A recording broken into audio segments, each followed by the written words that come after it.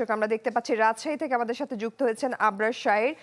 আবরার, নির্বাচনী প্রচার প্রচারণার কি খবর আছে আপনার কাছে?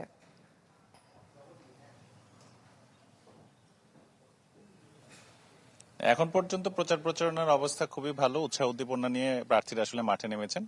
আমরা দেখতে পাচ্ছি যে মাদ্রাসা মাঠে দুদিন বাদেই আসলে জামাতের আমির আসবেন এবং সেজন্য জামাত কর্মীরা এখানে ব্যাপক আয়োজন রেখেছেন। সেখানে এসেছেন কিছু প্রার্থী। রাজশাহী সদর আসনের যিনি প্রার্থী রয়েছেন জামায়াতের ডাক্তার জাহাঙ্গীর, আমরা একটু তার সাথে কথা বলতে চাই। খুব সংক্ষেপে যদি একটু বলেন যে প্রচার প্রচারণার ক্ষেত্রে কোনো বাধা আছে কিনা বা আপনাদের কোনো অভিযোগ রয়েছে কিনা। জি, ধন্যবাদ চ্যানেল 24 কে আবার বক্তব্য সম্প্রচারের জন্য, এবং আমি আমার ভোটারদেরকেও অভিনন্দন শুভেচ্ছা জানাই। আমাদের নির্বাচনের প্রচার প্রচারণা বেশ চলছে, বেশ উৎসাহ উদ্দীপনার মধ্যে দিয়ে চলছে এবং ভোটারদের মধ্যে ব্যাপক সাড়া লক্ষ্য করছি। এ গ্রেড ক্লিংকারের কনফিডেন্স সিমেন্ট, বাংলাদেশের হৃদয় জুড়ে।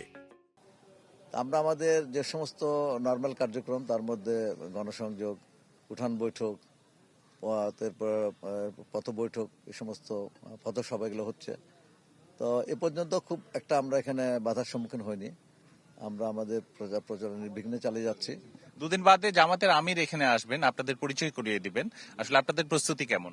যে আমাদের প্রস্তুতি, সার্বিক প্রস্তুতি এগিয়ে যাচ্ছে। আপনারা মাদ্রাসা মাঠের অবস্থা দেখলেন।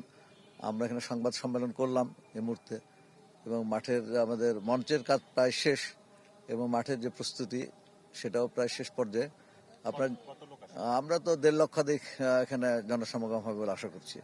এবং আপনারা জানেন যে এবার আমরা মহিলা ভালো একটা উপস্থিত থাকবে, এই জন্য মহিলাদের জন্য আলাদাভাবে আমাদের এখানে ব্যবস্থা করা হচ্ছে, এবং আমরা সাংবাদিকদের জন্য আলাদা ব্যবস্থা করছি, এবং আমাদের মঞ্চে সব মিলিয়ে যাতে ভালো অবস্থা থাকে সেই চেষ্টা করছেন। আজ ওই শুনছিলেন যে আসলে এখন পর্যন্ত তারা প্রস্তুত এবং আগামী পরশু দিনের যে সমাবেশ, সেই সমাবেশ সফল করতে সব ধরনের প্রচেষ্টা নেওয়া হয়েছে এবং মাঠে তারা নির্বাচনের প্রচারণা খুব ভালোভাবে চালাতে পারছেন। এ ছিল আমার কাছে রাজশাহী থেকে। জি আবরার, ধন্যবাদ আপনাকে।